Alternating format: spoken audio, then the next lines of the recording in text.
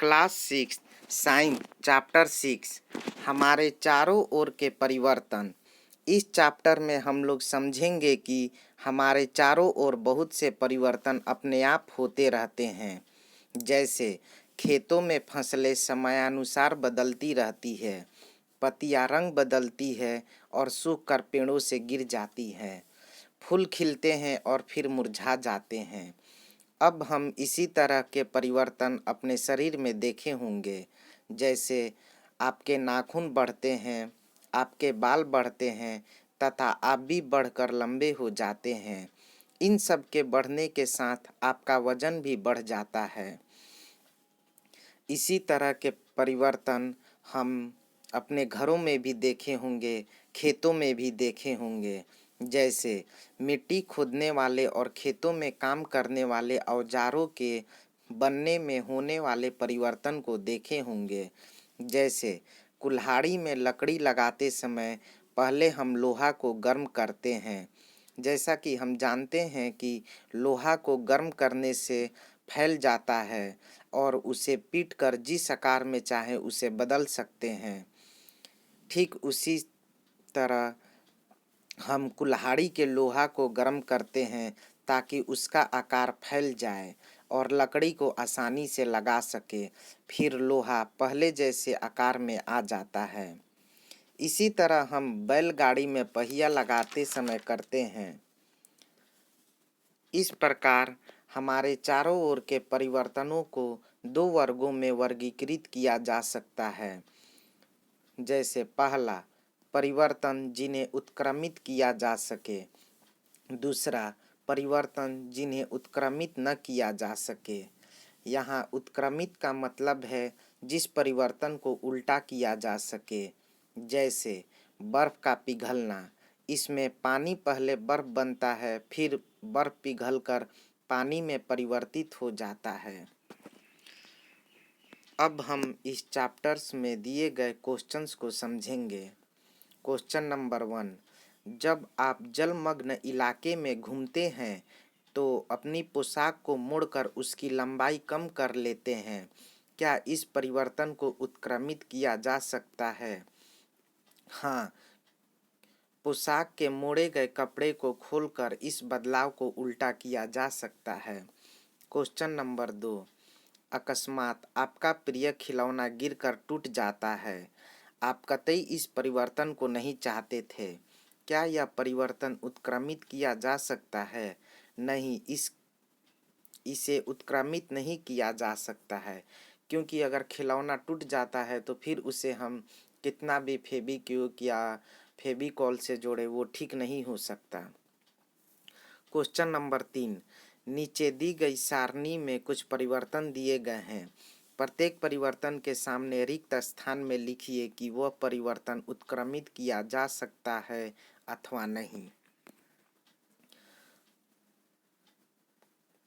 पहला, लकड़ी के टुकड़े चीरना। इसे उत्क्रमित नहीं किया जा सकता है, क्योंकि लकड़ी को हम लोग जोड़ते भी हैं तो उसमें दरारें आ जाती है।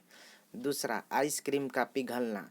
अगर आइसक्रीम पिघल जाता है तो उसे हम फ्रिज में रख कर दोबारा उत्क्रमित कर सकते हैं। तीसरा, चीनी का जल में घुलना। चीनी अगर जल में घुल जाता है तो उसे वाष्पन विधि द्वारा फिर से उत्क्रमित किया जा सकता है। चौथा, खाना पकाना। नहीं, अगर हम सब्जी को पका देते हैं, सब्जी हरी रहती है, फिर उसे जब हम पकाते हैं तो दोबारा उसे हरी नहीं किया जा सकता। आम का पकना। अगर आम एक बार पक गया है तो उसे दोबारा से कच्चा नहीं किया जा सकता। दूध का दही में जमना। इसे भी उत्क्रमित नहीं किया जा सकता, क्योंकि दूध दही में जम जाता है लेकिन दही फिर से दूध नहीं हो सकता। क्वेश्चन नंबर 4, चित्रकारी करने पर ड्राइंग शीट में परिवर्तन हो जाता है। क्या आप इस परिवर्तन को उत्क्रमित कर सकते हैं? यह सब परिस्थितियों पर निर्भर करता है। जैसे ड्राइंग को मिटाकर हम परिवर्तन को पूर्ववत कर सकते हैं। उदाहरण के लिए, यदि हम चित्रकारी पेंसिल की मदद से करते हैं तो हम रबड़ का प्रयोग करके उसको मिटा सकते हैं, फिर यह एक उत्क्रमित परिवर्तन है। यहीं दूसरे साइड में, यदि हम एक पेन का उपयोग करते हैं तो हम ड्राइंग को मिटा नहीं सकते, तब यह परिवर्तन उत्क्रमित नहीं है। क्वेश्चन नंबर 5, उदाहरण देकर उत्क्रमित किए जाने वाले तथा उत्क्रमित न किए जाने वाले परिवर्तनों में अंतर स्पष्ट कीजिए।